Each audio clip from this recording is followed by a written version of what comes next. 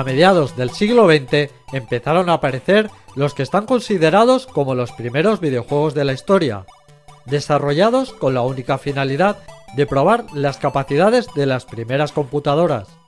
Y estos juegos nunca salieron de los laboratorios y universidades donde habían sido creados. Y no sería hasta 1971 que apareció el primer videojuego que llegó al público, Computer Space.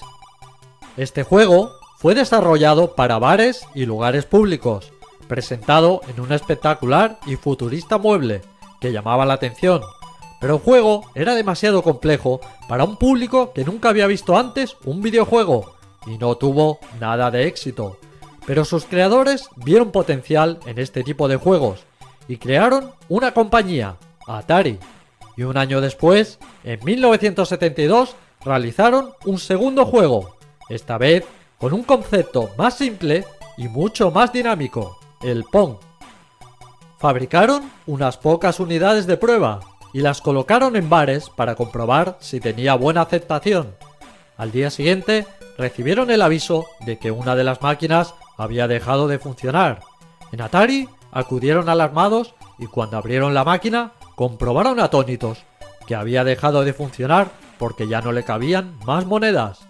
Ahí comprendieron que el juego tenía futuro y lo fabricaron en masa, consiguiendo el primer videojuego de éxito de la historia. En Atari vieron el potencial de este juego y empezaron a pensar cómo trasladar esta tecnología al sector doméstico. Pero otra compañía se les adelantó. Ese mismo año, en 1972, la compañía Magnavox consiguió trasladar esa tecnología a los hogares mediante una máquina que funcionaba a través de un televisor doméstico. La Odyssey fue la primera videoconsola de la historia. En Magnavox llevaban muchos años trabajando en esta máquina y no es casualidad que uno de sus juegos fuera idéntico al Pong de Atari. Los fundadores de Atari tuvieron acceso al desarrollo de la Odyssey años atrás, y qué duda cabe que de ahí tomaron la idea. Magnavox denunció a Atari, estableciéndose la primera batalla judicial sobre videojuegos de la historia. Los tribunales dieron la razón a Magnavox y Atari tuvo que pagarle una indemnización de $700.000. Aún así, el Pong de Atari tuvo tanto éxito que este litigio no perjudicó a Atari, que creció rápidamente. La Odyssey disponía de diferentes juegos, y como esta máquina era incapaz de generar fondos, a los creadores se les ocurrió la idea de incorporar con la consola unas láminas adhesivas que se colocaban en la pantalla del televisor, simulando un escenario del juego. Esta máquina tuvo bastante éxito, pero una mala campaña publicitaria confundió a los posibles compradores, que creían que solo era compatible con televisores Magnavox, lo que limitó mucho sus ventas. 3 años después, en 1975, Atari finalmente lanza la versión doméstica de su exitoso juego, la Atari Home Pong. Y aunque solo incorporaba un juego en contra de los 12 que tenía la Odyssey, la máquina de Atari fue un éxito inmediato. En años posteriores, Atari lanzó múltiples versiones de esta máquina, incorporando cada vez más juegos y pequeñas mejoras.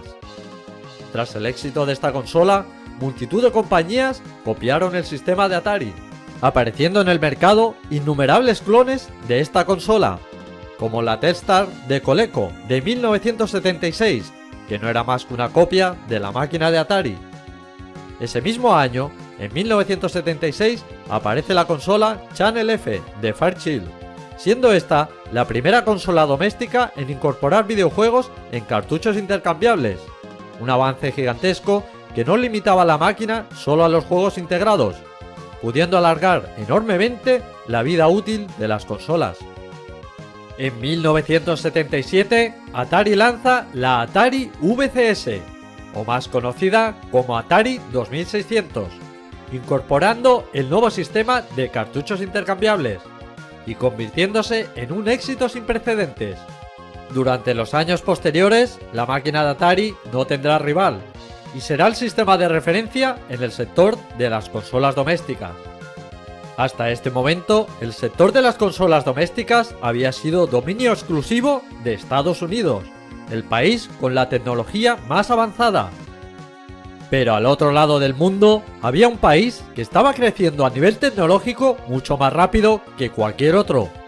Era cuestión de tiempo que Japón entrase en la guerra de las consolas, y fue de la mano de una compañía que hasta hace 4 días se dedicaban a la fabricación de barajas de cartas: Nintendo.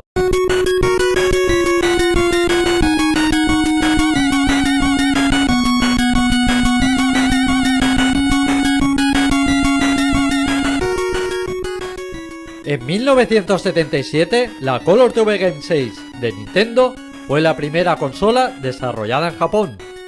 Esta máquina no era más que una copia del Home Pong, con una tecnología muy por debajo de la Atari 2600. Pero la máquina de Nintendo fue el pistoletazo de salida para un país con un potencial tecnológico enorme. La consola de Nintendo, a pesar de su obsoleta tecnología, vendió muy bien, y Nintendo sacó varias actualizaciones, incorporando más juegos y mejoras. Incluso uno de los modelos resultaba espectacular, al incorporar volante y palanca para los juegos de coches. El encargado de diseñar dicho modelo fue un joven recién llegado a Nintendo llamado Shigeru Miyamoto. En 1978, Magnavox, la pionera en el campo de las consolas, contraataca con la Odyssey 2, conocida en Europa como Videopack G7000.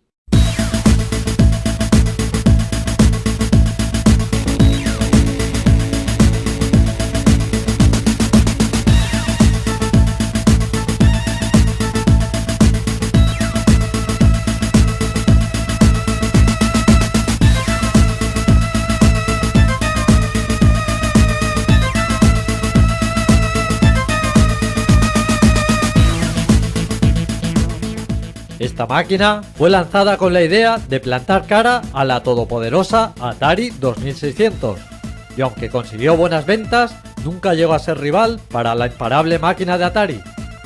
En 1981 fue lanzado para esta consola el juego Kaze-Munchin, un plagio descarado del juego Pac-Man de Namco de 1980, el juego arcade más popular del momento y uno de los videojuegos más importantes de la historia. El problema vino porque Magnavox no tenía la licencia de este juego. La única compañía que tenía la exclusividad para llevar Pac-Man a los hogares era Atari. En Atari todavía no habían olvidado la demanda de Magnavox por el juego Pong, y no dudaron en devolverle la jugada llevándolos a juicio. Atari ganó el pleito y en Magnavox se vieron obligados a retirar su juego de las tiendas. Al año siguiente, en 1982, Atari finalmente lanzó Pac-Man para su máquina. Y aunque fue una versión mucho peor que la de Videopack G7000 y estaba repleta de errores, en aquel momento Pac-Man era tan popular que se convirtió en el juego más vendido de la historia de la Atari 2600 y en el videojuego doméstico más vendido hasta ese momento. En 1980, la conocida compañía fabricante de juguetes Mattel vio que el sector de los videojuegos no paraba de crecer y decidieron introducirse en ese mercado con su propuesta particular, la Intellivision, nacida para plantarle cara a la Atari 2600, y desde luego lo consiguió. Con una mayor potencia gráfica que la máquina de Atari, la Intellivision fue un gran éxito, y aunque no llegó a las ventas de la máquina de Atari, sí que fue su mayor rival.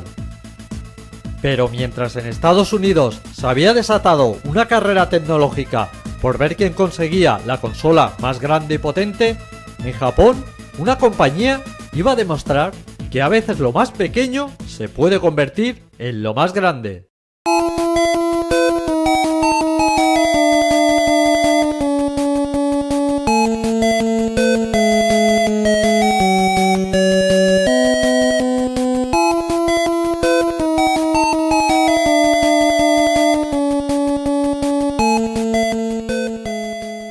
En 1980, Nintendo lanza las populares Game & Watch, unas pequeñas consolas portátiles con un único juego.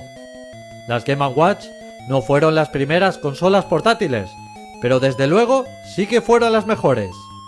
Con una potencia que no superaba a una calculadora de la época y una pantalla de cristal líquido no mucho más grande que un sello, fueron suficientes para desatar la locura en todo el mundo. Los patios de los colegios se habían convertido en una auténtica invasión de maquinitas Game & Watch. Todos los niños querían tener una, desplazando claramente a los juguetes tradicionales. Y como siempre que algo tiene éxito, empezaron a aparecer infinidad de clones y maquinitas inspiradas en las Game & Watch. Pero la calidad de las máquinas de Nintendo era tan superior a la competencia que esto no afectó a sus ventas. Tuvieron tanto éxito que se produjeron durante más de 10 años y salieron 59 modelos diferentes. Las maquinitas de Nintendo destacaban del resto de rivales por su diseño elegante y divertido, materiales y acabados de mucha más calidad, pero sobre todo destacaban por los simpáticos y divertidos que resultaban sus juegos. Estas máquinas tenían una tecnología muy básica, con pantallas de cristal líquido a base de celdas, y en donde la competencia apenas eran capaces de poner una silueta confusa, mientras que Nintendo era capaz de plasmar personajes expresivos y rebosantes de carisma, que parecían cobrar vida propia al pasar de una celda a otra. El enorme éxito de las Game & Watch reveló que el éxito no viene solo por la potencia, también depende de una buena idea, como demostró su creador, Gunpei Yokoi, al que se le ocurrió la idea al ver a un hombre jugando con una calculadora.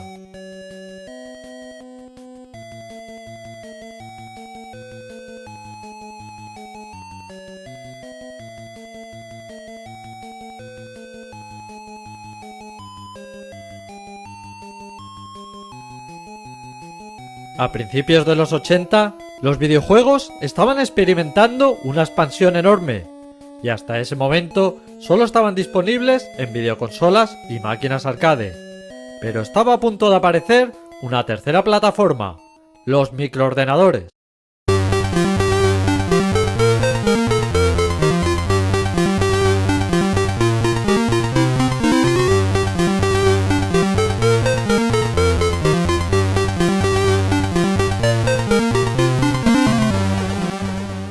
En 1981, IBM lanza el primer PC doméstico. Rápidamente se vio como la herramienta del futuro, y todo el mundo quería tener uno. Pero era extremadamente caro, y muy poca gente se lo podía permitir. A partir de este momento se pusieron de moda los microordenadores, que prometían experiencias similares al PC, pero a un precio mucho más económico. Aunque en la práctica de ordenadores tenían poco, y la mayoría los utilizaban únicamente para jugar. Pero esta fue su ventaja. A principios de los 80, los videojuegos todavía se veían como algo negativo y perjudicial para los niños, y muchos padres eran reacios a comprarles una consola a sus hijos. La idea de comprar un microordenador que pudiera ayudar en los estudios sonaba mucho mejor, aunque luego solo lo utilizaban como si fuera una consola. En cualquier caso, se hicieron muy populares, especialmente en Europa, donde el ZX Spectrum se convirtió en un estándar y logró plantar cara a las consolas. Mientras tanto, en Estados Unidos, la carrera tecnológica que se había iniciado entre multitud de compañías por ver quién desarrollaba la consola más potente, seguía creciendo de una manera totalmente desproporcionada.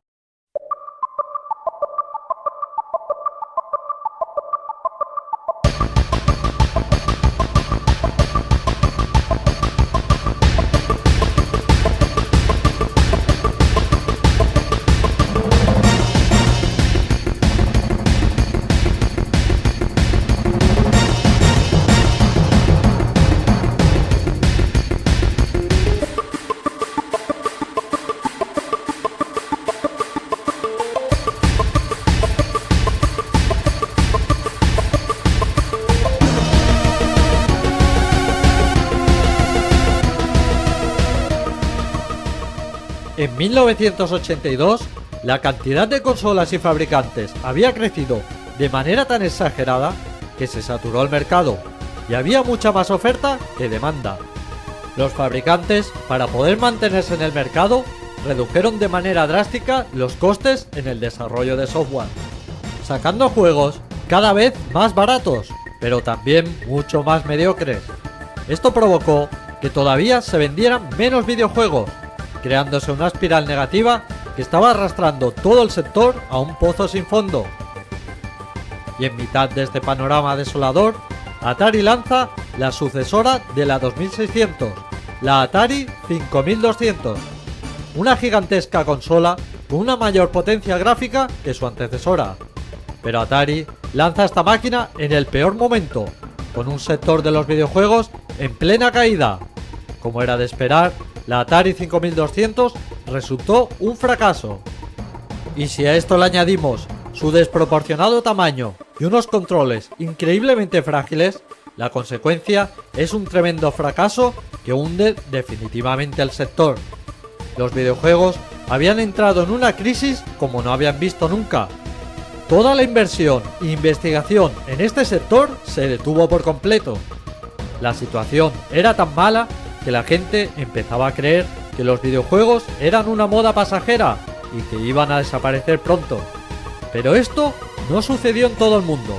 Al otro lado del globo, un país había crecido mucho más que cualquier otro. Y en estos momentos, Japón ya estaba a la cabeza mundial a nivel de tecnología electrónica. Mientras que en Estados Unidos los fabricantes se habían estado pegando entre ellos, llevando a la quiebra al sector y deteniendo su evolución, en Japón habían hecho los deberes y se habían dedicado a desarrollar su propia tecnología, que ahora ya era superior a la del resto del mundo. Había llegado el momento en que las compañías japonesas iban a abandonar su isla para hacer el mundo suyo. Y esta revolución japonesa vendría encabezada por una vieja conocida.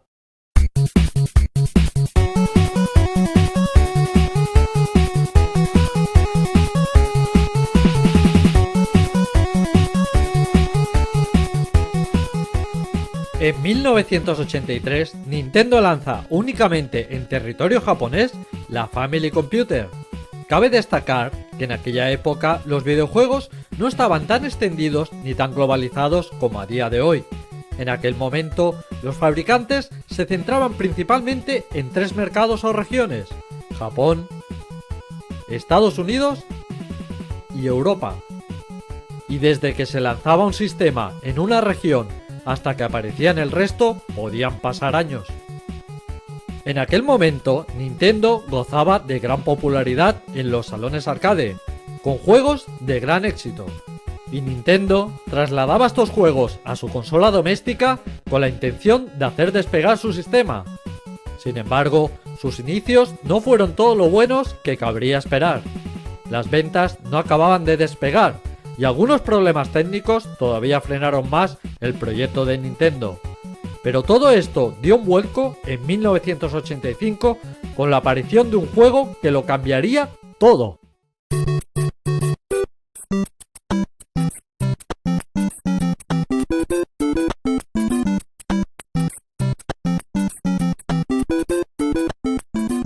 Super Mario Bros., la jugada maestra de Nintendo, que revolucionaría el sector de los videojuegos.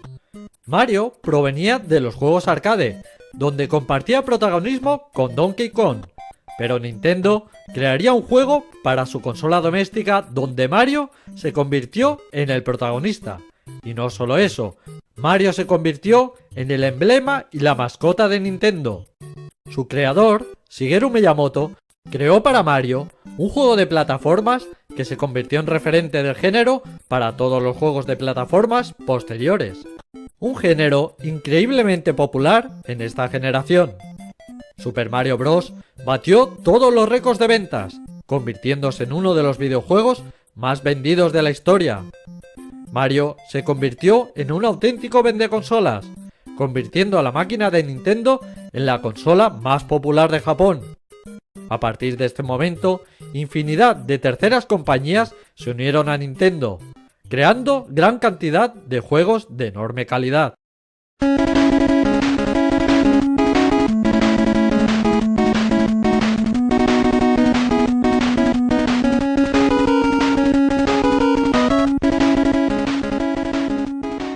los genios de Nintendo, encabezados por Shigeru Miyamoto, desatarían todo su talento, creando personajes y sagas que perdurarían para siempre en el tiempo.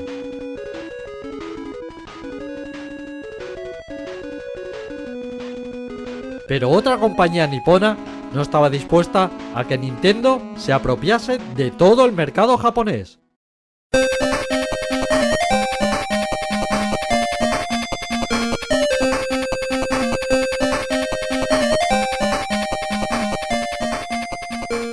El 15 de julio de 1983, Sega lanza en Japón la SG-1000, exactamente el mismo día que Nintendo lanza la Family Computer.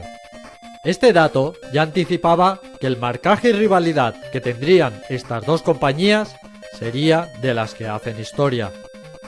Sega tenía mucha experiencia en el sector arcade, pero se estrenaban en el mundo de las consolas domésticas, y esto les pasó factura. Aunque disponían de una buena máquina, Sega no supo atraer a terceras compañías para que desarrollasen para su consola.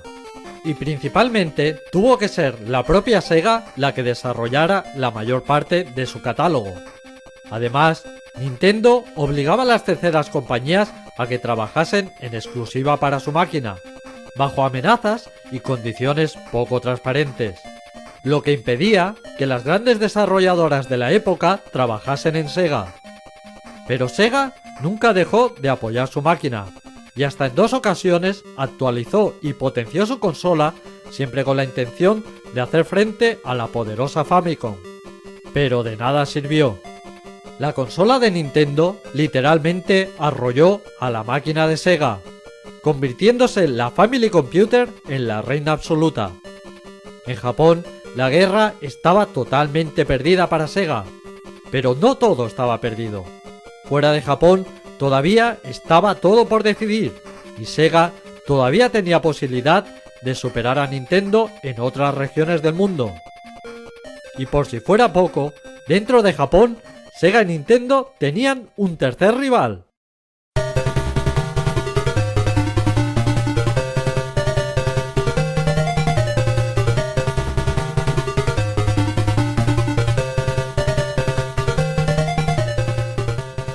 El MSX fue un sistema a medio camino entre un microordenador y una consola. Tenía las características y capacidades típicas de los microordenadores, pero también disponía de juegos en formato cartucho, típico de las consolas de la época. Fue lanzado en 1983, el mismo año que las máquinas de Sega y Nintendo, pero a diferencia de todos los sistemas anteriores, el MSX fue creado como un sistema libre, para que cualquier compañía pudiera fabricarlo. Fue desarrollado por Microsoft Japón y ASCII. Cuando todavía faltaban años para que apareciera el popular sistema operativo Windows, el MSX ya trabajaba bajo un sistema operativo de Microsoft. Todo con la intención de que se convirtiera en un estándar. Y en gran parte lo consiguió. En Japón tuvo muchísimo éxito y se fabricaron muchos modelos y actualizaciones de diferentes compañías. Y gran parte del éxito que tuvo el MSX fue por el apoyo incondicional que tuvo de una de las grandes compañías de la época.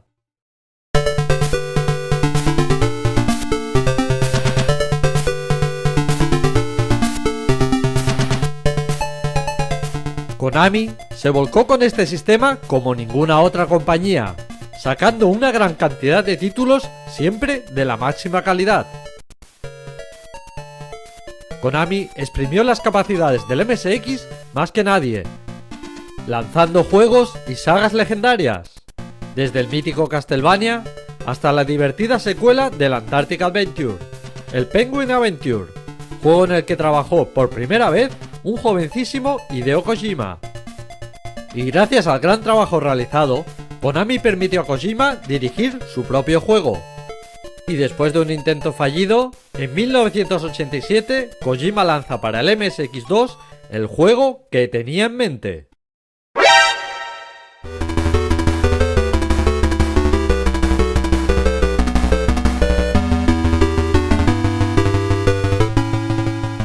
Metal Gear Fue un juego increíblemente innovador para la época, dejando de lado mecánicas arcade para centrarse en un sistema de infiltración nunca visto hasta ese momento. Tuvo tanto éxito que 3 años después, en 1990, se lanzó una segunda entrega para el mismo sistema, que superaba ampliamente a la primera en todos los aspectos. Pero aún así, lo que tenía en mente Kojima para Metal Gear no cabía en un MSX. La tecnología actual no permitía a Kojima desatar todo su talento, y Kojima tendría que esperar muchos años hasta que la tecnología le permitiera demostrar todo su potencial. Pero volviendo al año 1985, la Famicom, la máquina de Nintendo, era la consola líder en Japón. Había llegado el momento de expandir su máquina por el resto del mundo.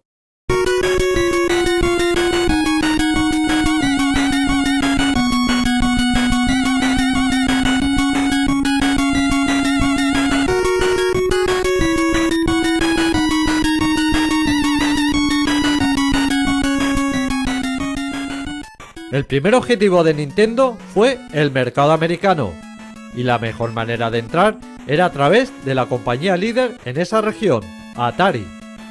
Atari y Nintendo negociaron un acuerdo para que Atari distribuyera la máquina de Nintendo en Estados Unidos. Atari se encargaría de la fabricación de la consola en esa región. Nintendo estaba conforme, y el contrato estaba a punto de ser firmado, cuando el presidente de Atari descubrió algo que cambiaría el transcurso de la historia. Vio una demo para un juego de un ordenador de Coleco, la compañía de la competencia de Atari. Dicho juego era Donkey Kong Jr. de Nintendo, juego para el que Atari tenía la exclusividad en ordenadores. El presidente de Atari se lo tomó como una traición por parte de Nintendo y automáticamente rompió el contrato. Nintendo se vio forzada a distribuir su máquina ella misma, lo que a la larga benefició enormemente a Nintendo y perjudicó a Atari.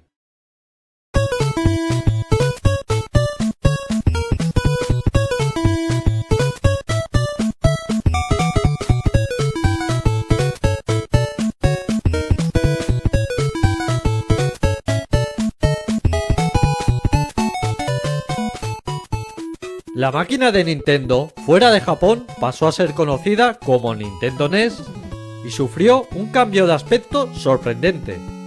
Mientras que la versión japonesa tenía apariencia de juguete, para el diseño occidental se le quiso otorgar una apariencia más tecnológica, diseñándola a imagen y semejanza de un reproductor de vídeo de la época.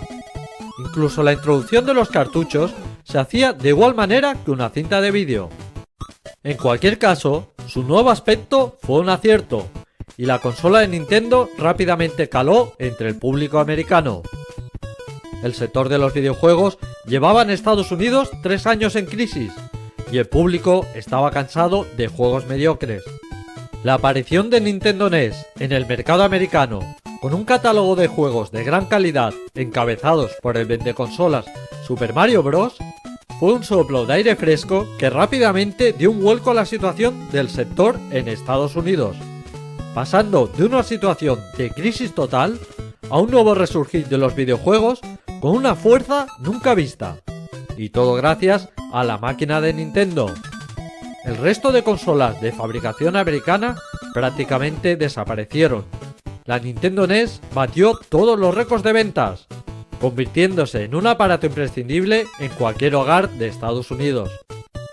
Después del éxito en suelo americano, Nintendo siguió buscando nuevas regiones para expandir su máquina, repitiendo el éxito allá donde iban.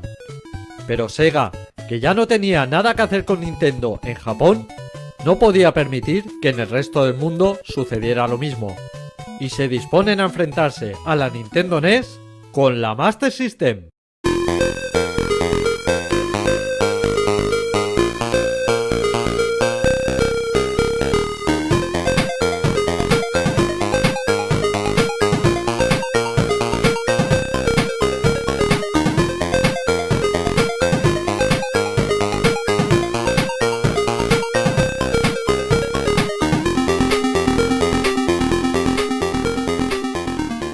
La segunda evolución de la SG-1000, la Sega Mark III, fue el modelo elegido para convertirse en la Master System, nombre con el que fue bautizada la máquina de Sega fuera de Japón. Y aunque técnicamente era claramente superior a la máquina de Nintendo, en Estados Unidos no tuvo nada que hacer contra la Nintendo NES. La Master System salió en Estados Unidos en 1986, un año después que la máquina de Nintendo. Este retraso de un año, Sega lo pagaría muy caro, pues fue tiempo suficiente para que la Nintendo NES se consolidara en el mercado americano, convirtiéndose en la consola más vendida con diferencia. Además, Sega tuvo muy complicada la distribución de su máquina en esta región. Nintendo había pactado la distribución de su consola con las cadenas comerciales más importantes de Estados Unidos, bajo la amenaza de que si vendían alguna consola de la competencia, Nintendo les dejaría de suministrar sus productos. En aquel momento, Nintendo NES vendía tanto que ninguna cadena comercial se arriesgó a vender consolas de la competencia. En aquella época, Nintendo, de cara al público, transmitía una imagen tierna y familiar, pero de puertas para adentro, Nintendo era una compañía dura y competitiva, capaz de cualquier cosa con tal de superar a sus rivales. Esta estrategia provocó que la Master System fuera un fracaso en Estados Unidos. Pero esto no sucedió en todo el mundo. En otras regiones como Europa o algunas zonas de Sudamérica, la Master System logró plantar cara a la Nintendo NES e incluso superarla en ventas, ocasionando una pequeña herida en el orgullo de Nintendo, que hasta ese momento eran imbatibles. Nintendo estaba tan obsesionada en distribuir su máquina alrededor del mundo antes que Sega, que sin darse cuenta bajaron la guardia en su propia casa. Y en territorio japonés estaba a punto de aparecer un nuevo y poderoso rival, que iba a poner a Nintendo contra las cuerdas.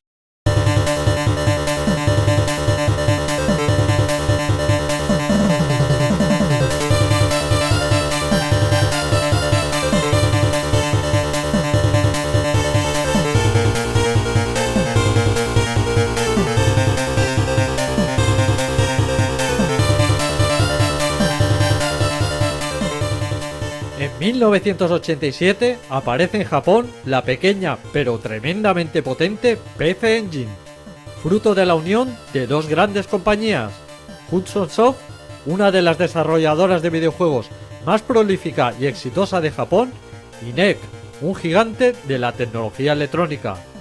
Una unión explosiva capaz de hacer temblar a la mismísima Nintendo.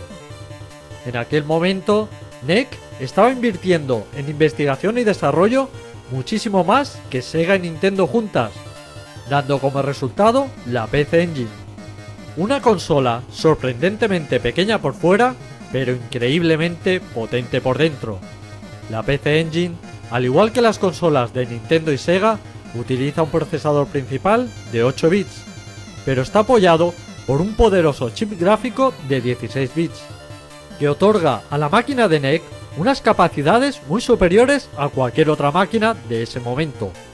O lo que es lo mismo, la PC Engine es una consola de 8 bits con prestaciones de una de 16 bits. Un avance tecnológico enorme para tratarse de una máquina de 1987.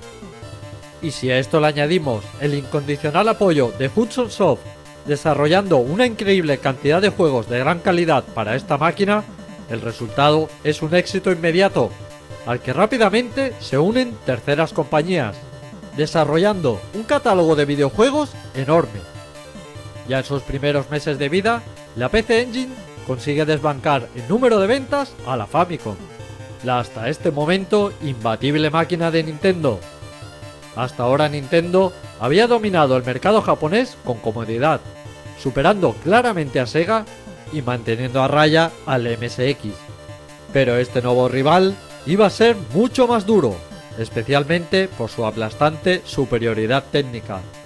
Nintendo ya intentó potenciar su máquina en 1986 con el periférico Famicom Disk System, que permitía reducir el precio de los juegos gracias a la incorporación de disquetes en vez de los carísimos cartuchos.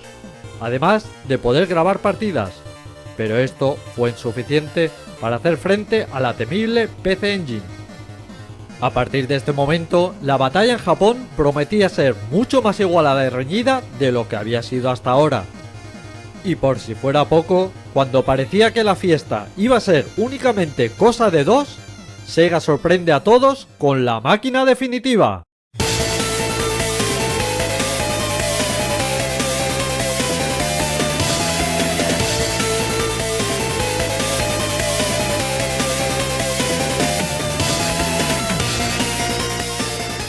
En 1988, Sega lanza en Japón la Mega Drive, la primera consola de 16 bits pura, convirtiéndose en la consola más potente del momento, superando las capacidades de la máquina de Nintendo de manera exagerada.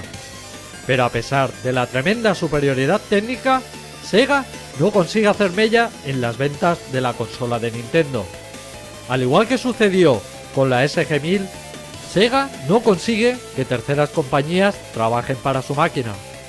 Nintendo tiene prácticamente secuestradas las mejores compañías desarrolladoras de videojuegos de Japón, exigiendo que trabajen únicamente para su consola, hasta el punto que para poder lanzar juegos de Capcom en Mega Drive, Sega tiene que comprar los derechos de estos juegos a Capcom y ser la propia Sega la que se encargue de desarrollarlos, ya que Nintendo prohíbe que Capcom programe para ninguna otra consola. Esta política de Nintendo hace imposible que Mega Drive acabe de despegar en Japón, y a pesar de su enorme potencia, una vez más, Sega ha perdido la batalla contra Nintendo en territorio japonés. La única posibilidad que le queda a Sega es intentar quitarle cuota de mercado a la PC Engine, la máquina de NEC, utilizando la baza de que en estos momentos Mega Drive es la consola más potente que existe. Pero ni siquiera con esto tienen suerte en Sega. Como ya sabemos, en estos momentos la compañía del sector que más invierte en investigación es NEC. Y solo 2 meses después de que Sega lanzase la Mega Drive, NEC impresiona a todo el mundo con uno de los avances tecnológicos más importantes de la historia de los videojuegos.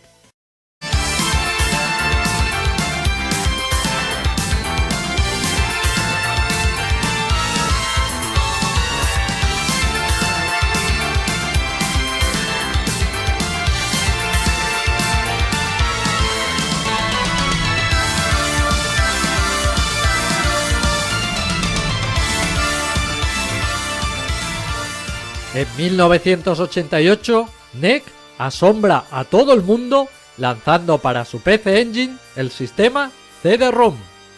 En un momento en que el soporte CD todavía parecía algo casi de ciencia ficción, cuando apenas se estaba empezando a probar este sistema en los ordenadores personales y cuando todavía nadie se había atrevido a utilizar este formato en el campo de los videojuegos, NEC se adelanta varios años a todos sus rivales con esta sorprendente tecnología.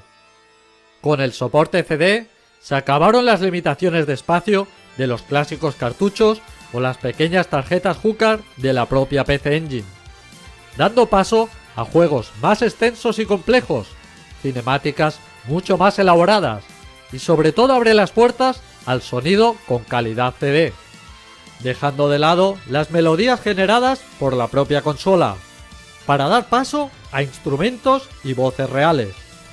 Un avance gigantesco tratándose del año 1988.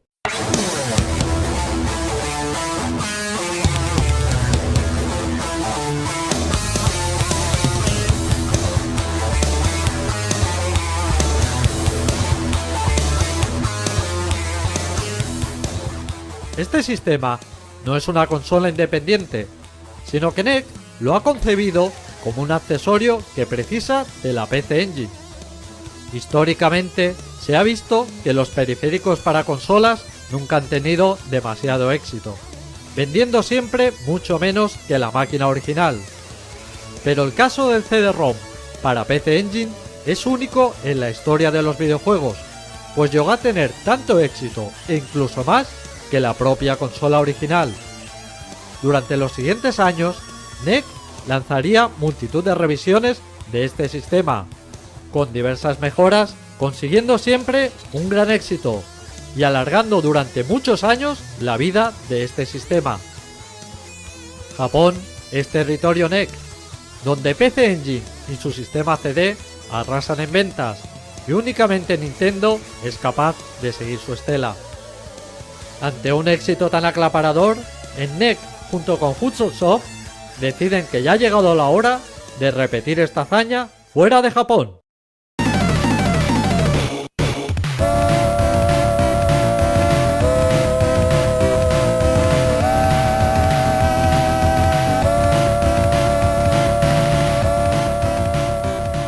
En 1989, NEC lanza en Estados Unidos la TurboGrafx 16, nombre con el que se ha bautizado la PC Engine en esta región, con la intención de repetir el éxito conseguido en Japón.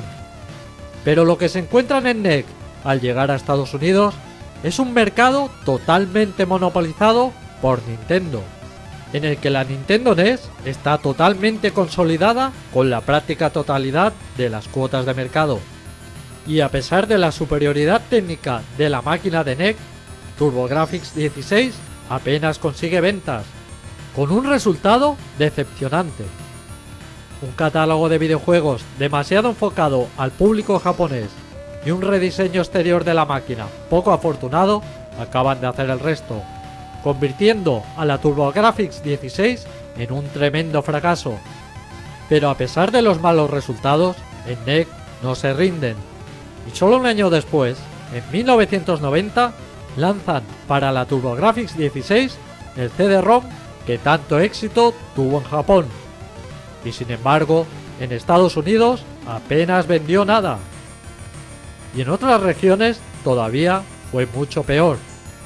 En Europa, la máquina de NEC apenas tuvo distribución, vendiéndose en unas pocas tiendas y en un espacio de tiempo muy corto. No deja de sorprender que la consola más exitosa de Japón en el resto del mundo haya sido un fracaso monumental.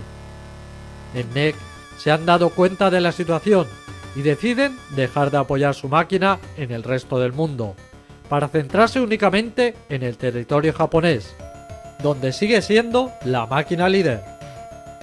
Como hemos visto, Estados Unidos es territorio Nintendo, donde ninguna compañía es capaz de frenar a la Nintendo NES. Pero a pesar del fracaso de NEC, ahora va a ser Sega la que intente luchar contra Nintendo por ganar esta región.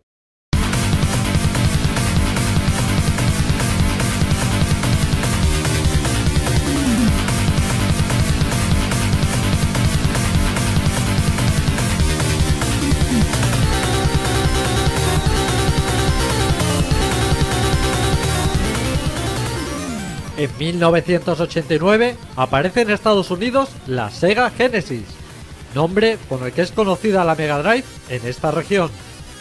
La primera intención de Sega fue asociarse con Atari para distribuir su máquina en Estados Unidos, pero el nuevo presidente de Atari no creyó en las posibilidades de la Genesis, y por segunda vez en Atari perdieron la oportunidad de distribuir una de las consolas más exitosas de la historia. La propia Sega creó una división en Estados Unidos para distribuir su máquina. Después del fracaso de la Master System en esta región frente a la Nintendo NES, en Sega no estaban dispuestos a que se repitiera la historia. Eran conscientes del muro con el que se iban a topar, y esta vez estaban dispuestos a recurrir a una estrategia mucho más agresiva. En Nintendo seguían intimidando a las grandes cadenas comerciales para que solo vendieran productos de Nintendo, por lo que Sega invadió estos centros comerciales con publicidad de su flamante Sega Genesis, hasta el punto de que los clientes empezaron a demandar la máquina de Sega, y las grandes cadenas comerciales tuvieron que ceder a las peticiones del público y empezaron a vender la consola de Sega. Esto, unido a una gran campaña publicitaria, agresiva y directa, enfocada a un público más adulto, empezó a dar sus frutos, y la Sega Genesis rápidamente empezó a ganar terreno a la Nintendo NES. Todo empezaba a ir bien para Sega, que de seguir con esta progresión no tardarían en dar caza a Nintendo en esta región. Estados Unidos se había convertido en el campo de batalla para las compañías niponas, y Atari, la compañía que un día fue la más poderosa de esta región, ahora había caído a un plano secundario. Atari era incapaz de competir con estas nuevas máquinas que venían de Japón, pero en Atari todavía no se habían rendido y se disponen a recuperar su territorio con un nuevo concepto de videoconsola totalmente revolucionario.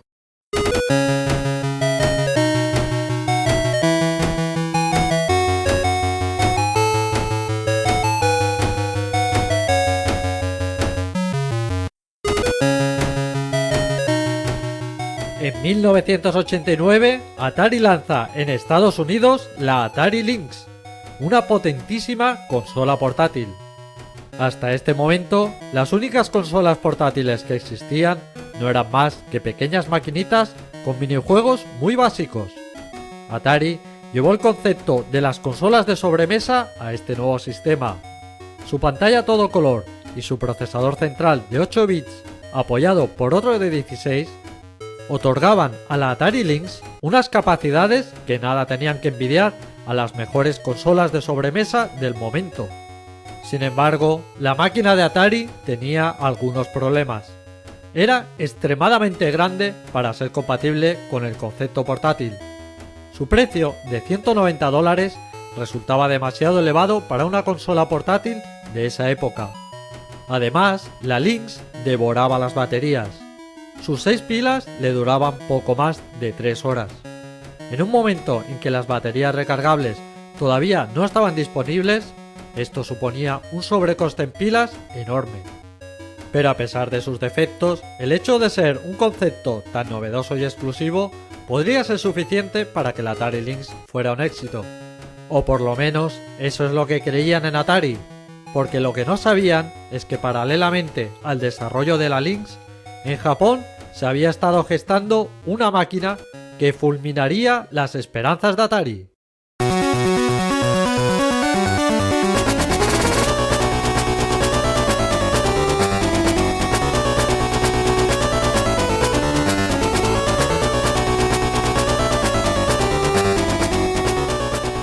En 1989, el mismo año que Atari lanza la Lynx, Nintendo lanza en Japón y Estados Unidos la Game Boy, la propuesta de Nintendo en el sector de las consolas portátiles. Una máquina muy inferior a nivel técnico a la Atari Lynx, empezando por la pantalla. Mientras que la Lynx utiliza una pantalla a todo color retroiluminada, la Game Boy utiliza una pantalla monocromática en tono verdoso sin retroiluminación y muy poco contraste, lo que provoca que los usuarios de esta consola tengan que estar constantemente buscando fuentes de luz externa, así como encontrar el ángulo de visión adecuado para conseguir ver algo en la pequeña pantalla. De hecho, la máquina de Atari es muy superior en todos los aspectos a la de Nintendo. En todos menos en un detalle: la Game Boy sí es una auténtica consola portátil. En contra del tremendo tamaño que tenía la Lynx, la Game Boy era muchísimo más pequeña y compacta. Y aunque a día de hoy pueda parecer un poco aparatosa, en su momento fue la consola más pequeña con diferencia. Y Nintendo presumía en sus comerciales de tener la única consola que cabía en un bolsillo. Su otra ventaja fue su autonomía.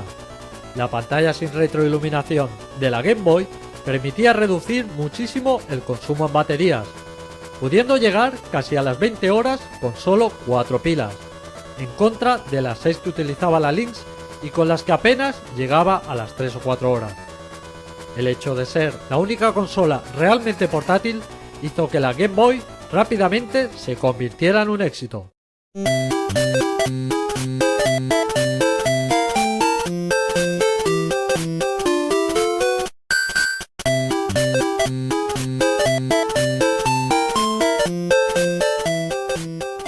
Su creador no podía ser otro que Gunpei Yokoi, el creador de las exitosas Game & Watch.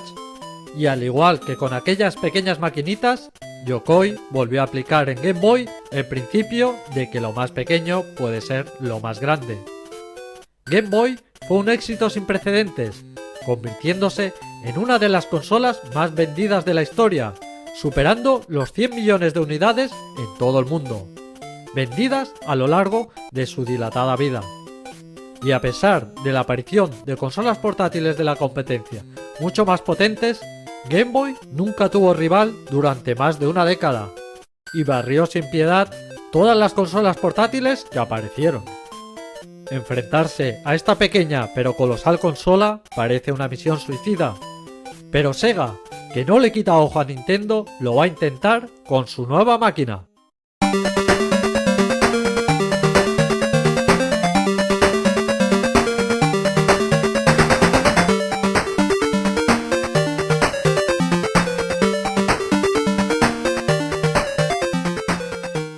En 1990, Game Gear aparece en Japón y en 1991 lo hace en Estados Unidos y Europa, un año después de que lo hiciera Nintendo con su Game Boy. Y a diferencia de Nintendo, Sega apuesta por una pantalla retroiluminada a todo color, con la calidad suficiente como para poder ver la televisión en la Game Gear, mediante un periférico. La Game Gear es una consola portátil con prestaciones de una de sobremesa. De hecho, a nivel interno es prácticamente idéntica a la Master System, hasta el punto de que la Game Gear permite utilizar los juegos de Master System utilizando un adaptador, lo que aumenta enormemente el catálogo de la consola. En definitiva, estamos ante una consola muy superior a la máquina de Nintendo, pero cometiendo exactamente los mismos errores que la Atari Lynx. Un tamaño excesivo, pero sobre todo la escasa autonomía, ya que al igual que la Lynx, la Game Gear devoraba sus 6 pilas, que no solían durar más de 4 horas. Esto provocó que Game Gear no fuese rival para Game Boy, aunque tampoco se puede considerar un fracaso. Game Gear vendió relativamente bien, llegó a tener un catálogo muy completo y Sega la apoyó durante bastantes años. Pero Game Gear siempre estuvo a la sombra de la imbatible Game Boy, que llegó a vender 10 veces más unidades que la máquina de Sega. Ni Atari ni Sega han sido capaces de derrotar a Nintendo en el sector de las portátiles. Ya solo falta que lo intente la mayor rival de Nintendo en Japón.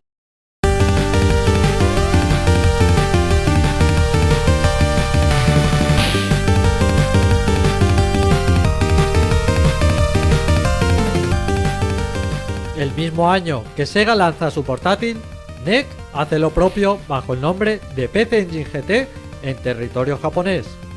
Y al contrario que el resto de consolas portátiles de la competencia, la PC Engine GT no dispone de juegos específicos, sino que utiliza los mismos de la PC Engine, aprovechando el pequeño tamaño de sus tarjetas Jukan. Por lo que la PC Engine GT básicamente es una PC Engine estándar en versión portátil. Gracias a esto, la portátil de NEC de salida ya dispone de un catálogo enorme y de gran calidad. Esto, que en principio es una ventaja, tiene sus inconvenientes, pues los juegos de PC Engine están diseñados para ser visionados en un televisor convencional, y al ser vistos en la pequeña pantalla de la PC Engine GT, los textos resultan demasiado pequeños para ser leídos, y en los juegos de acción, los pequeños proyectiles de los enemigos resultan casi invisibles, lo que dificulta mucho la jugabilidad. Esto, unido a su alto consumo en baterías y su elevadísimo precio, hace que tenga muy poco éxito en Japón, algo sorprendente tratándose de una máquina de NEC. Pero aún así, en NEC se deciden a llevar su máquina a Estados Unidos, bajo el nombre de Turbo Express, siendo esta la consola portátil más potente del momento, pero también la más cara, costando $300, un precio totalmente desmesurado para una consola portátil de 1990. Y de igual manera que el resto de sistemas de NEC fueron un fracaso fuera de Japón, Turbo Express apenas vendió nada. En NEC no han tenido suerte en Estados Unidos, todo lo contrario que Sega, que con su Genesis está siendo todo un éxito en esta región. Y en Sega van a intentar repetir este éxito en Europa.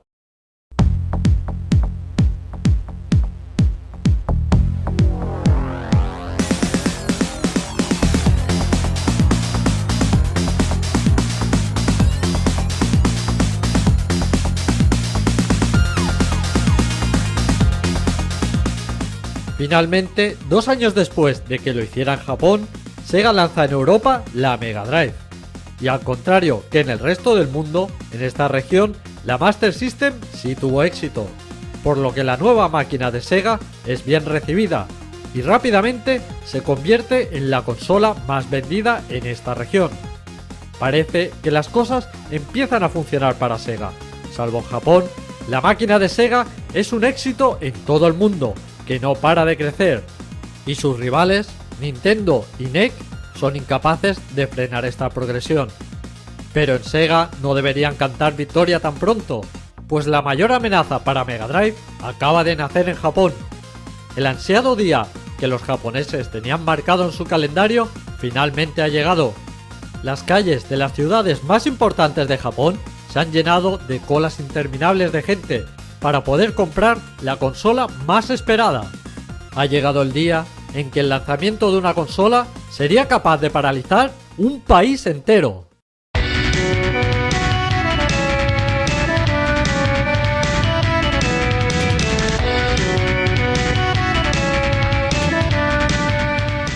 A finales de 1990 aparece en Japón, bajo una tremenda expectación, la nueva consola de Nintendo, 2 años después de que lo hiciera la Mega Drive de Sega, y 3 años después de la PC Engine de NEC. Y es que, al contrario que sus rivales, Nintendo no tenía ninguna prisa por lanzar su nueva máquina. La veterana Famicom en Japón o Nintendo NES en Occidente había sido líder de ventas durante muchos años, y todavía seguía vendiendo sorprendentemente bien. Esto, unido al tremendo éxito de Game Boy, la pequeña portátil, hace que Nintendo se mantenga como líder mundial de manera cómoda. Pero en los últimos tiempos, en Occidente, Sega ha sufrido un crecimiento espectacular, gracias a la Genesis en Estados Unidos o la Mega Drive en Europa, que no paran de quitarle cuota de mercado a Nintendo.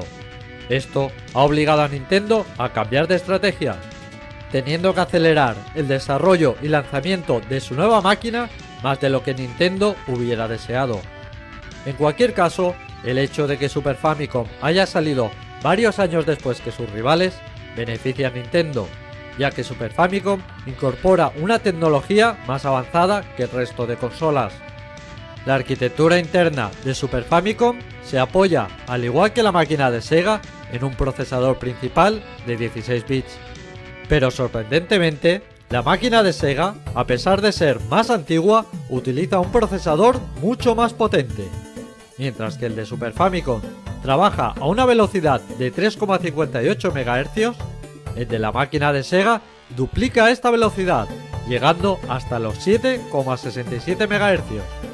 Sega utilizará este dato en multitud de ocasiones para convencer al público de que su máquina es mucho más potente, pero en realidad esto es un dato engañoso. La Super Famicom tiene varios chips de apoyo que realizan las tareas más complejas, liberando al procesador principal de carga y consiguiendo unos resultados impresionantes utilizando los mínimos recursos. Estos chips de apoyo también permiten a la Super Famicom realizar efectos gráficos, tales como rotaciones, escalados o efecto 3D sobre un único plano. Unos efectos gráficos muy espectaculares para la época y que a priori no podían realizar las consolas de la competencia. Sin embargo, con el tiempo, Mega Drive demostró que gracias a su polivalente arquitectura y su potente procesador, con la programación adecuada, Mega Drive podía realizar unos efectos gráficos similares a los de Super Famicom, rompiendo de esta manera los límites de la propia máquina. Y es que la batalla entre las consolas de Sega y Nintendo fue tan extrema que los programadores se las tuvieron que ingeniar para sobrepasar los límites de ambas máquinas. En donde realmente destaca Super Famicom sobre Mega Drive es en la paleta de colores. La máquina de Nintendo tiene una amplia paleta de 32.768 colores, de los cuales puede utilizar 256 de manera simultánea, mientras que la máquina de Sega se conforma con una escueta paleta de 512, de los cuales solo puede utilizar 64 de manera simultánea.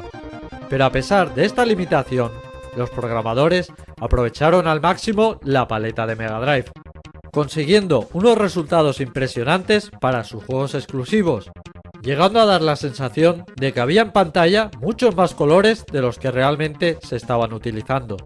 Sin embargo, cuando se realizaba un mismo juego para ambas consolas, salía claramente beneficiada la versión de la máquina de Nintendo. Otro punto fuerte de la Super Famicom es su apartado sonoro.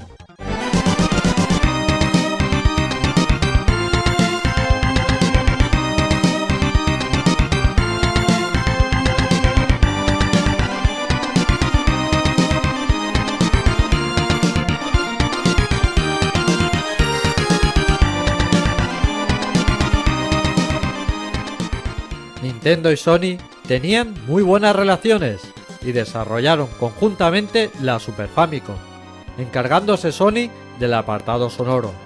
Nintendo presumía de que su consola era capaz de producir sonido con calidad CD, aunque esto en la práctica no era viable, pues la escasa memoria que tenían los cartuchos de la época lo impedía. Aún así, la Super Famicom tenía mejor sonido que cualquier otra consola sin soporte CD. La Mega Drive también sonaba de manera excelente, con melodías contundentes y limpias generadas por la propia consola. El problema venía a la hora de producir efectos sonoros digitalizados. En Mega Drive, las voces sonaban en tono robótico y distorsionadas, mientras que en Super Famicom sonaban de manera clara. Este fue un lastre que acompañó a la Mega Drive durante toda su vida. Pero a pesar de estas pequeñas limitaciones, Mega Drive era una consola muy potente capaz de competir con la nueva máquina de Nintendo. Sega disponía de una buena máquina y fuera de Japón, en Estados Unidos y Europa ya tenía un parque de consolas enorme, habiendo cogido mucha ventaja Nintendo. También tenía una fuerte y agresiva campaña de marketing muy efectiva y un gran catálogo de videojuegos que no paraba de crecer. Pero en Japón, como era de esperar, Mega Drive vendió poquísimo, mientras que Super Famicom solo salir se colocó en el número 1, incluso superando a las máquinas de NEC. Pero en Sega saben que la verdadera batalla entre Mega Drive y la máquina de Nintendo se va a librar en Occidente. Pero para afrontar esta batalla en igualdad de condiciones, a Sega le falta un importante elemento que sí que tiene Nintendo. Pero en Sega van a poner remedio rápidamente.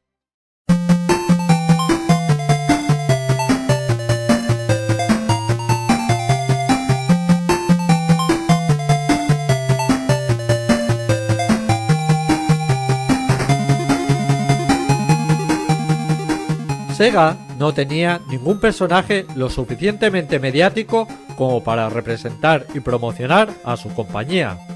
Todo lo contrario que Nintendo, que tenía a la entrañable Mario, un personaje tan querido y popular que su sola presencia hacía que se vendieran juegos y consolas a millones.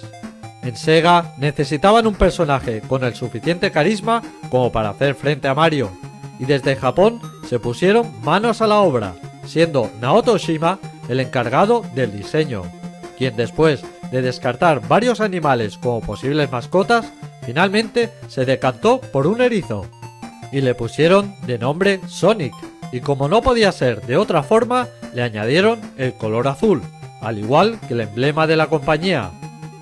Sonic tenía un diseño muy japonés, pero en aquel momento, en Japón, Sega vendía muy poco.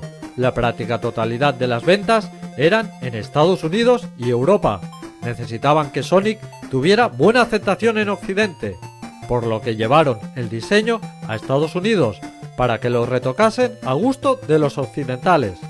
Desde allí se le dio a Sonic un aspecto menos estilizado y más regordete, dándole el simpático aspecto que conocemos a día de hoy.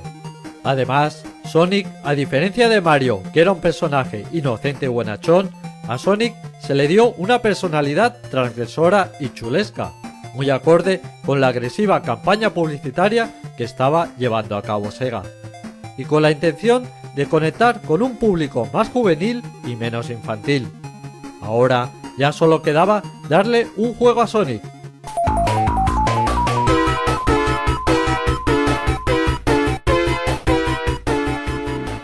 Desde Sega Japón cogieron uno de sus equipos de programación encabezado por Yuji Naka y se convirtió en el Sonic Team, que se encargaría en exclusiva del proyecto Sonic. El juego debería ser un plataformas, el género de moda en ese momento, pero Sonic sería diferente a todos los demás.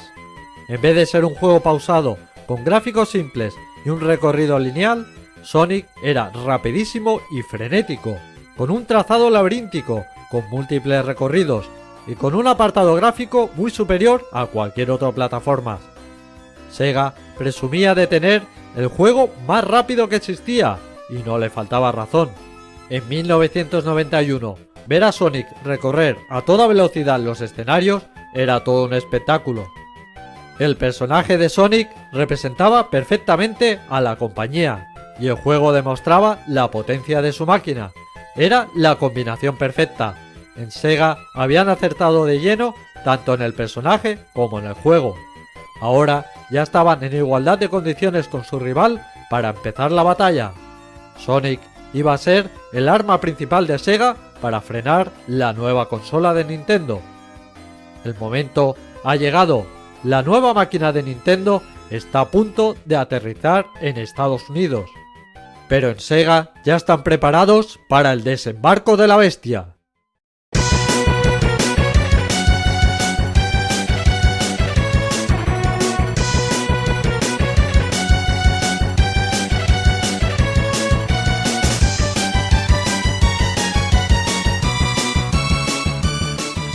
En 1991, Nintendo lanza en Estados Unidos su nueva consola, bajo el nombre de Super Nintendo, o también conocida como Super NES, con un cambio de aspecto respecto a la versión japonesa sorprendente.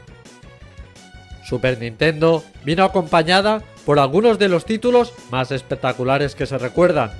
Por regla general, la mayoría de los lanzamientos de consolas han venido acompañados por juegos discretos, que con el paso de los años han ido aumentando de calidad, pero este no fue el caso de Super Nintendo, que ya desde sus primeros meses ya tenía un catálogo repleto de auténticos bombazos, juegos que serían la envidia de cualquier otra consola, la mayoría creados por las compañías incondicionales de Nintendo, y a la cabeza de estos juegos el vendeconsolas Super Mario World, la última y mayor aventura de Mario.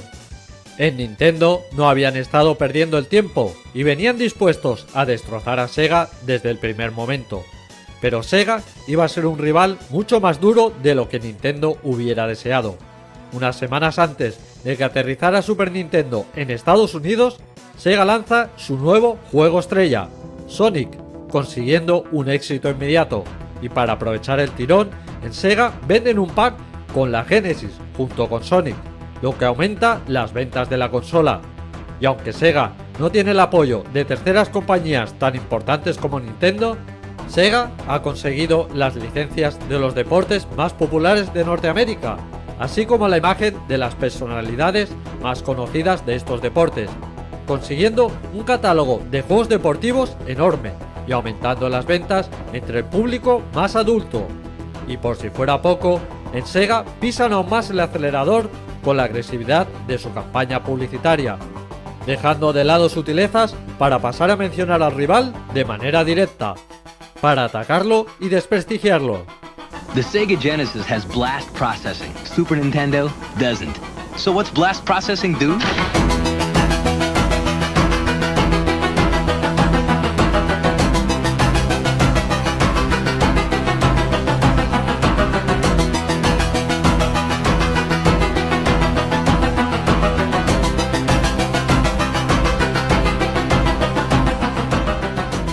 La estrategia de Sega ha funcionado.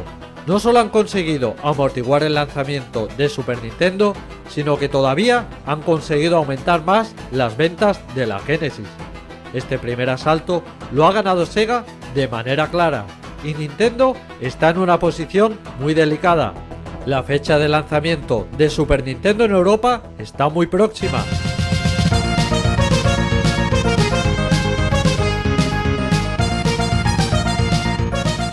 Y si en Estados Unidos han vendido menos de lo esperado, en Europa aún será peor, pues en esta región Mega Drive es la consola más vendida con diferencia. En Nintendo necesitan dar un vuelco a la situación de manera urgente, pero para eso necesitarían conseguir para su consola un juego tan revolucionario y espectacular que consiguiera atraer las miradas del mundo entero. Cuesta imaginar que un juego así pueda existir, pero el juego existe y Super Nintendo lo tiene.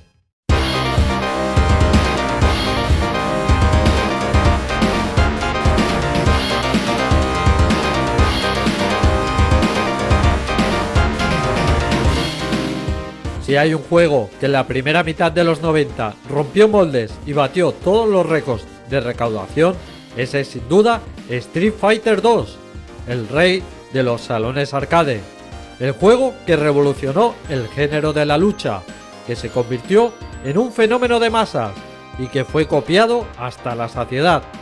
Street Fighter 2 provenía de los salones arcade, donde era el número uno indiscutible. Era solo cuestión de tiempo que fuera aportado a las consolas domésticas para repetir el éxito.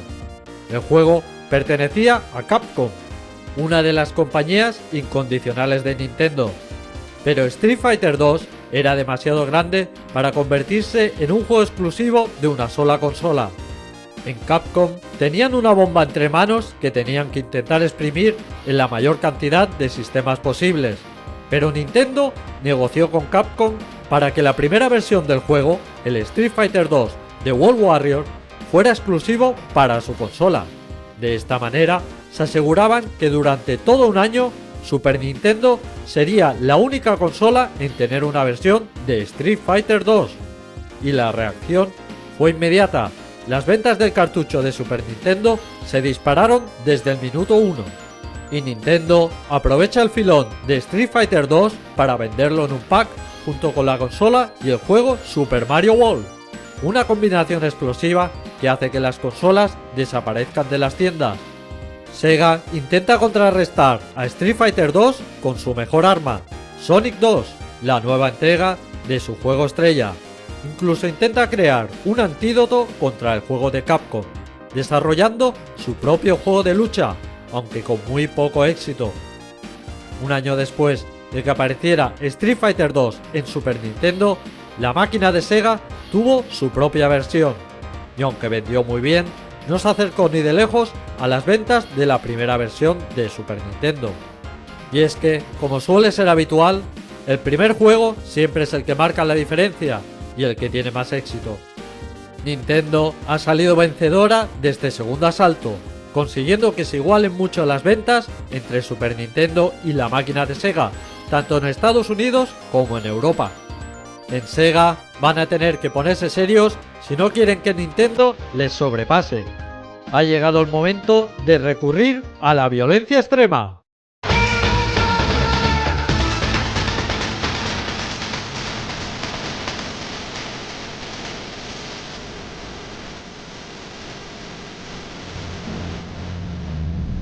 En 1992 aparece en los salones arcade el juego de lucha Mortal Kombat, la respuesta de Midway al fenómeno Street Fighter 2, juego que en Japón pasó bastante desapercibido, pero sí tuvo mucho éxito en Europa y sobre todo en Estados Unidos. El juego destacaba por su apartado gráfico, realizado mediante gráficos digitalizados, capturados a personas reales, consiguiendo el mayor realismo posible en ese momento, pero sobre todo Mortal Kombat destacaba por su alto contenido en violencia explícita, nunca visto hasta ese nivel en ningún otro título. Mientras el juego estuvo en los salones arcade no hubo problema, pero cuando se supo que sería llevado a las consolas domésticas estalló la bomba, desatando la mayor polémica que ha habido nunca en la historia de los videojuegos. En aquel momento, las videoconsolas estaban consideradas como juguetes para niños, y era inadmisible que un juego tan violento apareciese en estos sistemas. El impacto fue tan grande que Mortal Kombat trascendió más allá del ámbito de los videojuegos, creando debates entre todo tipo de expertos, tutores, educadores, psicólogos, incluso llegando a las más altas esferas, como políticos y gobernantes. Mortal Kombat fue atacado indiscriminadamente desde todos los medios de comunicación, pero sorprendentemente estos ataques consiguieron el efecto contrario. Toda esta polémica lo único que conseguía era darle cada vez más publicidad indirecta al juego, y gente que jamás había oído hablar de Mortal Kombat, gracias a esto empezó a interesarse por el juego, aumentando de manera exponencial el número de posibles compradores. Con este panorama estaba claro que el juego iba a ser un éxito en las consolas, y fue en ese momento que a Nintendo le surgió un problema grave. Mortal Kombat resultaba incompatible con la filosofía de Nintendo de realizar juegos familiares aptos para todos los públicos. Pero si no lanzaban el juego en Super Nintendo, Sega acapararía todas las ventas y decantarían definitivamente la batalla, por lo que decidieron lanzar el juego en Super Nintendo, pero eliminando todo el contenido violento, al contrario que Sega, que permitió toda la violencia en su consola con la introducción de un sencillo código. Finalmente, el esperado día del lanzamiento mundial de Mortal Kombat en consolas llegó. Y el juego de Super Nintendo, a pesar de ser superior a nivel técnico a la versión de la máquina de Sega, en Super Nintendo vendió menos que en Genesis y Mega Drive. Esto reafirmó a Sega en su campaña publicitaria, en la que decía que las consolas de Nintendo eran cosa de niños. A causa de Mortal Kombat se estableció la clasificación por edades. Esto permitió a Nintendo lanzar las siguientes entregas de Mortal Kombat con todo su contenido violento. Pero como sucedió con Street Fighter 2, la primera entrega fue la que marcó las diferencias y la que consiguió más ventas. Sega ha ganado este tercer asalto simplemente por el hecho de ser más permisiva con el contenido de sus videojuegos. Para Nintendo, esta batalla ya está durando demasiado. Sega está ofreciendo mucha más resistencia de la que se esperaban en Nintendo. Ha llegado la hora de que la gran N demuestre todo su potencial, lanzando uno de los videojuegos más revolucionarios a nivel técnico de la historia.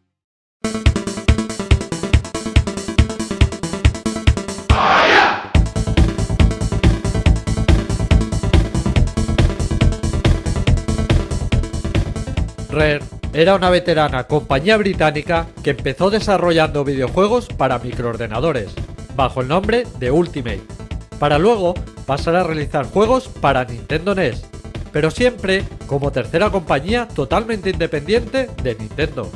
Pero en 1994, en Rare, estaban desarrollando un juego para Super Nintendo tan revolucionario a nivel técnico que la propia Nintendo se asoció con Rare para pasar a trabajar de manera conjunta.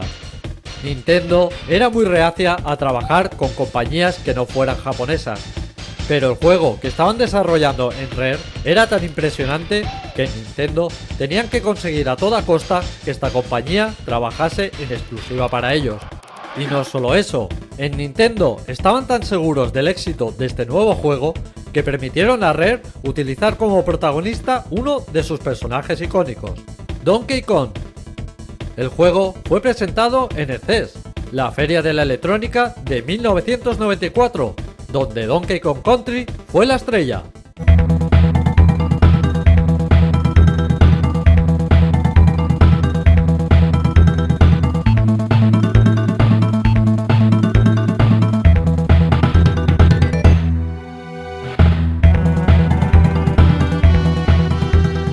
El juego de Rare fue el centro de atención de todas las miradas, y una vez puesto a la venta, se convirtió en un éxito tremendo, llegando a ser uno de los 3 videojuegos más vendidos de la historia de Super Nintendo, superando en ventas a juegos tan míticos como Zelda o Super Mario Kart.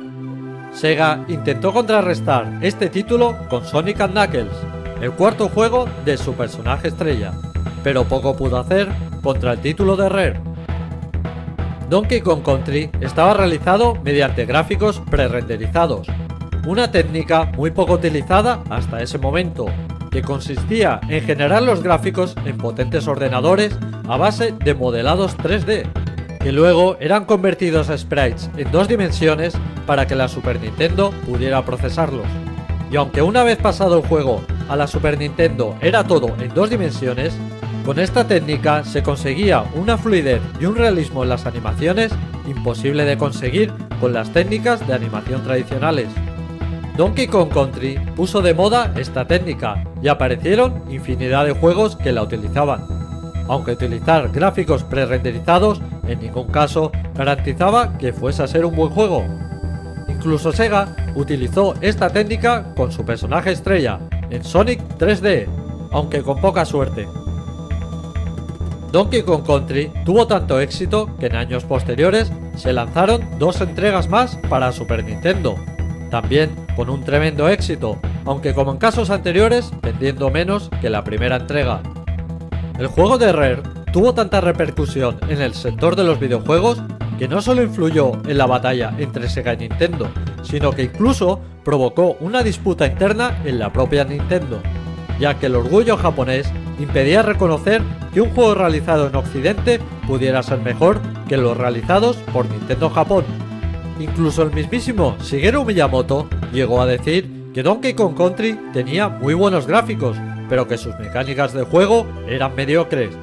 Pero los números no engañan, y Donkey Kong Country vendió más de 9 millones de unidades, mientras que Super Mario World 2 Yoshi's Island, salido un año después y creado por Shigeru Miyamoto y Nintendo Japón, apenas superó los 4 millones.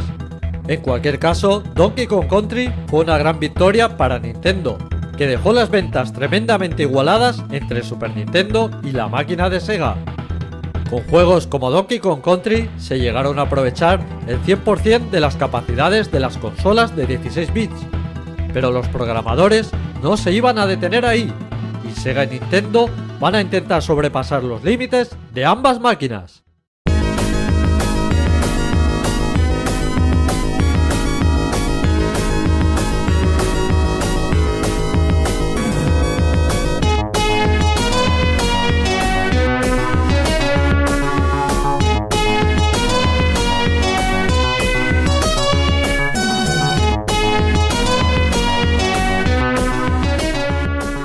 A partir del año 1993 empezaron a ponerse de moda en los salones arcade juegos que utilizaban gráficos poligonales, sobre todo gracias a Sega, que era la compañía líder en este tipo de juegos. El paso de las 2 dimensiones a los gráficos tridimensionales fue un salto gigantesco, pero para ello eran necesarias unas placas arcade tremendamente potentes y caras, con una tecnología totalmente inalcanzable para las consolas domésticas de la época. Además, por esas fechas ya se empezaban a escuchar rumores sobre una nueva generación de consolas que se acercaban y que serían capaces de generar entornos tridimensionales. Todo esto desató una fiebre por los gráficos en 3 dimensiones, y los usuarios de consolas estaban deseosos de poder disfrutar de esta nueva tecnología en sus hogares. Pero Super Nintendo y Mega Drive fueron diseñadas para trabajar con gráficos en 2 dimensiones, y eran incapaces de generar gráficos tridimensionales de manera fluida. Por esta razón, en Sega y Nintendo se pusieron a desarrollar un chip específico para procesar gráficos poligonales. Dicho chip se añadiría al cartucho del juego, para que ayudase a la consola a procesar estos complejos gráficos.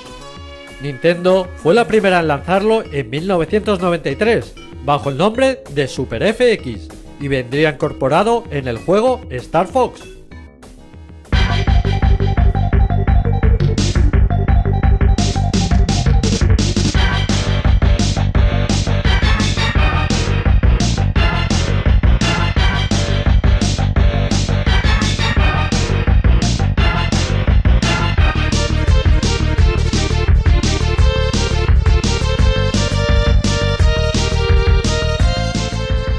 La respuesta de Sega vendría al año siguiente con el chip SVP, y como no podía ser de otra manera, Sega lo estrenaría con uno de sus exitosos juegos de arcade, Virtua Racing.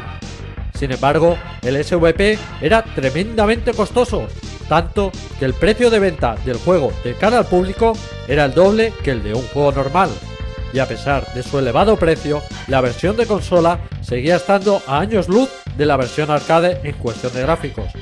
Esto provocó que Sega no volviera a utilizar el chip SVP en ningún otro juego. En cambio, Nintendo aprovechó más el Super FX. lanzando varios juegos, incluso una segunda versión, el Super FX2, que mejoraba las prestaciones del primero, pero la mayoría de los juegos tuvieron poco éxito. De hecho, el juego con chip Super FX que más vendió fue Super Mario World 2 Yoshi's Island, el único juego con chip Super FX que no funcionaba con gráficos poligonales y utilizaba el Super FX únicamente para realizar efectos gráficos. Esto demostró que no tenía sentido intentar hacer juegos en 3 dimensiones en unas consolas que no estaban diseñadas para ello. Los años siguieron pasando y Super Nintendo y Mega Drive fueron perdiendo interés en favor de consolas más modernas, sin dejar un vencedor claro. En el cómputo general, Super Nintendo fue la que más vendió, llegando hasta los 49.100.000 unidades en todo el mundo, quedándose Mega Drive en 39.700.000. Pero esto sucedió sobre todo por causa del mercado japonés, donde Super Nintendo superó a Mega Drive de manera escandalosa, vendiendo 17.170.000 unidades, mientras que la máquina de Sega se conformaba con 4.300.000. Pero esto no sucedió en todo el mundo. En el continente americano, la máquina de Sega vendió 25 millones de unidades, quedándose Super Nintendo con 23.350.000. Y teniendo en cuenta que en Sudamérica no existen datos de ventas de algunos países donde Mega Drive fue claramente superior, la diferencia aún podría ser más abultada en favor de la máquina de Sega. Y en Europa y el resto de regiones como Australia sucedió algo similar, vendiendo Mega Drive 10.400.000 unidades, en contra de los 8.580.000 de Super Nintendo, llegando a la conclusión de que a pesar de que Super Nintendo vendió más a nivel mundial, únicamente fue capaz de superar a Mega Drive en territorio japonés. Después de todo lo visto, se hace complicado establecer un vencedor claro, dejando abierto a criterio de cada uno cuál fue realmente la consola ganadora. Unos dirán que fue Super Nintendo por vender más unidades a nivel mundial. Otros dirán que fue Mega Drive, pues salvo en Japón, fue la consola más vendida en el resto del mundo. Yo digo que los verdaderos ganadores fuimos los jugadores que pudimos disfrutar de la mayor batalla de la historia.